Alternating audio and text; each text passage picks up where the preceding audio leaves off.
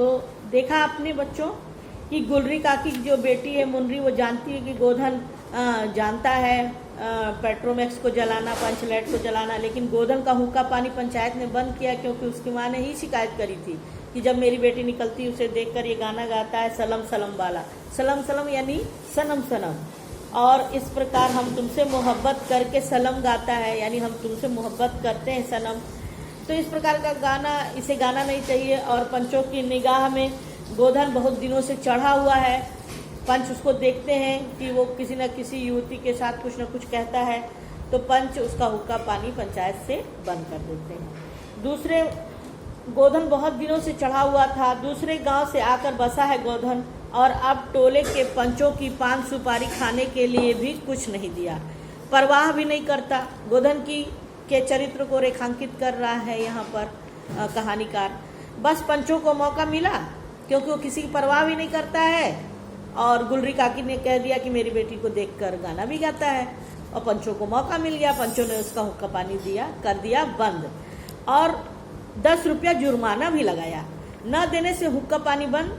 आज तक गोधन पंचायत से बाहर है, उससे कैसे कहा जाए, मुनरी उसका नाम कैसे ले, और उधर जाति का पानी उतर रहा है। जाति अर्थात जो जाति अपने पर गर्व कर रही है महतो टोला कि हम सब कर लेंगे, वो कुछ कर ही नहीं पा रही है। पेट्रोमैक्स जलाना ही किसी को नहीं आता। मुरली ने चालाकी से अपनी सहेली कनेली के कान में बात डाल दी। कनेली चिगो धी चिट। कनेली मुस्कुरा कर रह गई। गोधन तो बंद है। मुनरी बोली, तू कह तो सरदार से। गोधन जानता है पंचलेट बालना। कनेली बोली, कौन गोधन? जानता है बालना, लेकिन वो गोधन के बारे में जो मुनरी है उसकी सहेली बताती है सरदार से कि इस टोले में जो गोधन है वो पंचलाइट जलाना जानता है। सरदार ने दीवान की ओर देखा और दीवान ने पंचों की ओर। पंचों ने एक मत होकर हुक्का पानी बंद किया है। सलीमा का गीत गाकर आंख का इशारा मारने वाले गोधन से गांव भर के लोग नाराज थे। सरदार ने कहा, जाति की बंदिश क्या, जबकि जाति की इज्जत ही पानी में बही जा रही है। क्यों जी दीवान? दीवान ने कहा, ठीक है। पंचों ने भी एक स्वर में कहा, ठीक है, गोधन को खोल दिया जाए।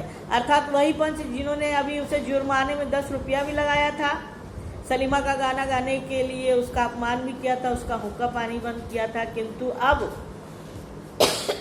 जब पूरी जाति की बात आ गई है तो जो गोधन है उसका अपराध उन्हें छोटा लगने लगा है, और वो सब एक मत होकर ये सोचते हैं कि अब गोधन को खोल दिया जाए, अर्थात उसका जो जाति से बहिष्कार था उस बहिष्कार को समाप्त करके उसे अपनी जाति में ले लिया जाए। और सभी एक मत होते हैं। सरदार ने छड़ीदार को भेजा। छड़ीदार वापस आकर बोला, गोधन आने को राजी नहीं हो रहा है। कहता है पंचों की क्या प्रतीति, प्रतीत मतलब विश्वास, कोई कल कब्जा बिगड़ गया तो मुझे दंड जुर्माना भरना पड़ेगा। छड़ीदार ने रोनी सूरत बनाकर कहा, किसी तरह गोधन को राजी करवाइए, नहीं तो कल से गांव से मुंह दिखाना मुश्किल हो जाएगा। गुलरी काकी बोली, जरा मैं देखूं कह के, क्योंकि उन्हीं के कहने पर उसे दंड मिला था। तो गुलरी काकी बोलती है कि मैं स्वयं जाकर देखती हूँ कि वो क्या कहता है। गुलरी काकी उठकर गोधन के झोपड़े की ओर गईं और गोधन को मना लाई। सभी के चेहरे पर नई आशा की रोशनी चमकी। गोधन चुपचाप पंचलैट में तेल भरने लगा। सरदार की स्त्री ने पूजा की। सामग्री के साथ चक्कर काटती हुई बिल्ली को भगाया। कीर्तन मंडली का मुलगैन मूर्छल के बालों को संवारने लगा, यानी अपनी मूछों पे ताव देने लगा। कार्यक्रम आगे जो बढ़ रहा है।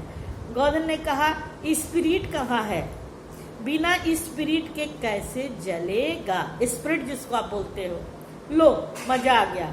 अब यह दूसरा बखेड़ा खड़ा हुआ। सभी ने मन ही मन सरदार, दीवान और पंचों की बुद्धि पर अविश्वास प्रकट किया। अब देखो, अभी तक उनकी कितनी बड़ाई हो रही थी, अब सबको लग रहा है कि बिना बूझे समझे काम करते हैं ये लोग। उपस्थित जन समूह में फिर मायूसी छा गई। लेकिन गोधन बड़ा होशियार लड़का है, बिना स्पिरिट के ही पंचलैट जलाएगा। थोड़ा गरी का तेल ला दो। क्या कहता गोधन कि थोड़ा गरी का तेल लाओ। मुन्नी दौड़ कर गई और एक मलसी गरी का तेल ले आई। गोधन पंचलैट में पंप देने लगा। पंचलैट की रेशमी थैली में धीरे धीरे रोशनी आने लगी। गोधन कभी मुंह से फूंकता, कभी पंचलैट की चाबी घुमाता। थोड़ी देर बाद पंचलैट से सनसनाहट की आवाज निकलने लगी और रोशनी बढ़ती गई। लोगों के दिल का मैल दूर हो गया। गोधन बड़ा काबिल लड़का है, क्योंकि उसने पंचलाइट को यानी उस पेट्रोमैक्स को जला दिया। अंत में पंचलाइट की रोशनी से सारी टोली जगमगा उठी। कीर्तनिया लोगों ने एक स्वर में महावीर स्वामी की जय ध्वनि के साथ कीर्तन शुरू कर दिया। पंचलाइट की रोशनी में सभी मुस्कुराते हुए चेहरे स्पष्ट हो गए। सब कुछ अच्छा दिखने लगा। गोधन ने सबका दिल जीत लिया। मुन्नी ने हसरत भरी निगाह से गोधन की ओर देखा। आंखें चार हुई और आंखों आंखों में बातें हुई। कहा सुना माफ करना, मेरा क्या कसूर।